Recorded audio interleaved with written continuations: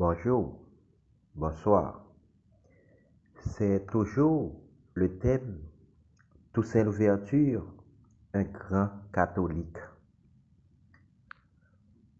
Je vous demande de vous abonner à mon compte YouTube pour pouvoir toujours continuer à vous enseigner de l'histoire nationale. On va continuer avec le sous-titre de Saint-Domingue à Haïti, un changement de cap. Je dois aussi vous dire que dorénavant, l'audio durera moins de 10 minutes. Donc, une façon pour que vous puissiez suivre attentivement.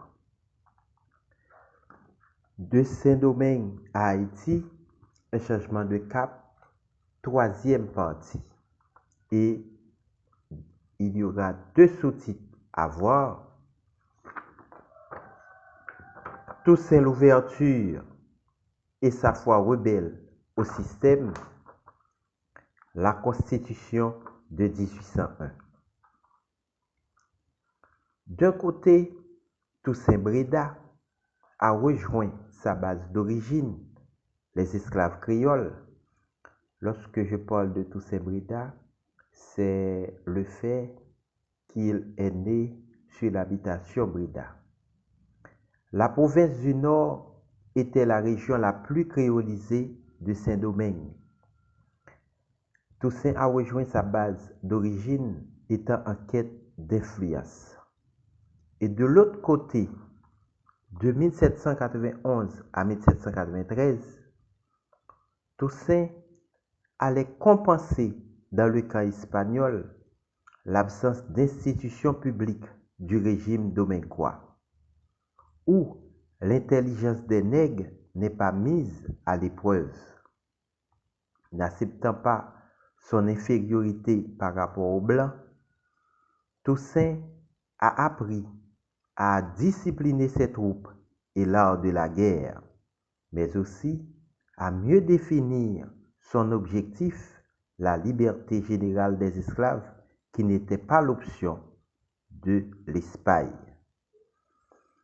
Donc, vous savez qu'en décembre 1791, Toussaint faisait partie des chefs qui avaient négocié avec les Blancs pour le retour de la paix moyennant 60 libertés.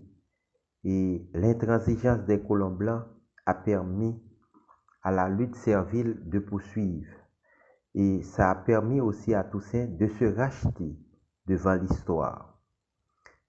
En août 1793, sa notoriété, celle de Toussaint, étant établie, il a entrepris la vengeance comme Boukman et tout en se souvenant de sa foi chrétienne, il a appelé ses subalternes, ses frères, dans le but de les unir à sa cause. En fait, je parle de la déclaration qu'il a faite le 29 août 1793. Je suis Toussaint Louverture, mon nom s'est peut-être fait parvenir jusqu'à vous, etc. Dans le camp espagnol ou français, après son revirement en 1793, Toussaint Louverture avait son équipe de blancs.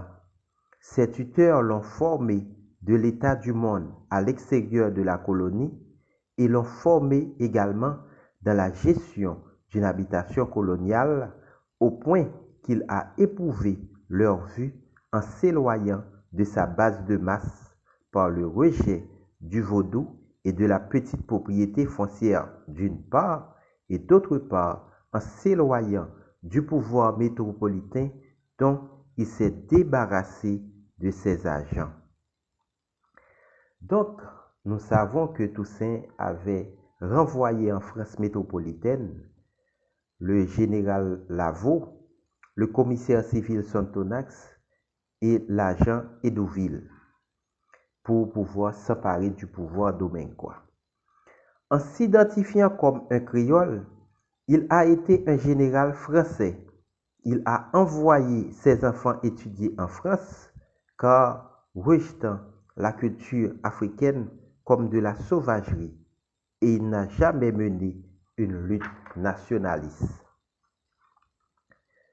Devenu un dévot, Toussaint Louverture a défendu par des peines sévères de tenir une maison des jeux de hasard sans établir les distractions saines.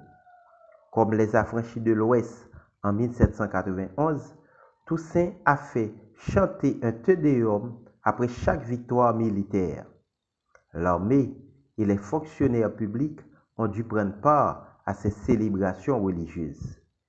Il était fait obligation aux troupes casernées d'assister à la messe et de prendre part à la prière en commun. Cette mesure était-elle appliquée dans le Sud, commandé par le mulâtre André Rigaud? Le coup d'État du mulâtre Jean-Louis Villatte dans le Nord, le 20 mars 1793, a facilité l'ascension de Toussaint au détriment du fidèle Rigaud, qui détestait les émigrés blancs, les protégés du général en chef noir. Le général Rigaud et bon nombre de ses partisans ont dû s'exiler en France en 1800 pour n'avoir pas compris le sens du vent. Le traité de Bâle de 1795 ayant accordé à la France la partie orientale de l'île d'Hispaniola, Toussaint Louverture l'a rattaché à son autorité en 1801, non pas pour un agrandissement territorial, mais pour la proclamation de la liberté générale des esclaves et l'application de mesures favorables à l'économie de plantation en collaboration avec les Blancs. La Constitution de 1801. Son statut d'homme d'État exigeait la soumission de toute l'île d'Hispaniola, mais c'était une conquête éphémère, comme l'était le rattachement de la partie orientale de l'île en 1802-1844 sous le gouvernement de Jean-Pierre Boyer. Parce que Toussaint Louverture n'avait pas compris qu'il fallait à sa base sociale d'en prendre possession par le travail et ainsi s'en assurer. Au fait de sa gloire, aidé dans son élaboration par 3 mulâtres et 7 blancs, Toussaint a promulgué la Constitution de 1801 dont un article a entretenu la confusion sur l'utilisation de l'esclavage. Et un autre article a rendu le catholicisme comme religion officielle car il a considéré la religion comme un pilier de l'ordre social et moral. Cette décision visait à renforcer l'unité nationale et à affirmer l'autorité de Toussaint. Mais le général Moïse, qui n'avait pas accepté d'être un constituant, allait être exécuté en novembre 1801 pour avoir toléré un soulèvement de cultivateurs dans le Nord. En décembre 1801, Toussaint a constaté qu'à l'annonce de la prochaine arrivée de l'expédition française de 1801, les Blancs ont délaissé son camp d'une part et d'autre part se mettre à l'école militaire du Blanc. La victoire a été favorable aux maîtres. Au même moment, la rébellion paysanne a repris le flambeau de la guérilla, ayant à sa tête Sylla et d'autres chefs. Destitué, le général Toussaint n'a eu qu'un mois de répit à Henry, son habitation coloniale. Puis il est arrêté le 10 janvier 1802 par le général Brunet. Déporté et emprisonné au Fort de Joux comme André Rigaud, à l'instar de Jésus, Toussaint a bu son calice jusqu'à la lie. Ayant renié les esprits vaudous, les bas et au goût, le premier des Noirs a été soumis à l'un des 4 cavaliers de l'Apocalypse, la famine. Sa mort, le 7 avril 1803, était due à la faim. Quelle est la signification politique de cette mort, tout en sachant que des émeutes de la faim ont eu lieu en Afrique et en Haïti durant la période mars-avril 2008, dont la cause réside dans les prix et non pas le volume de la production. Merci.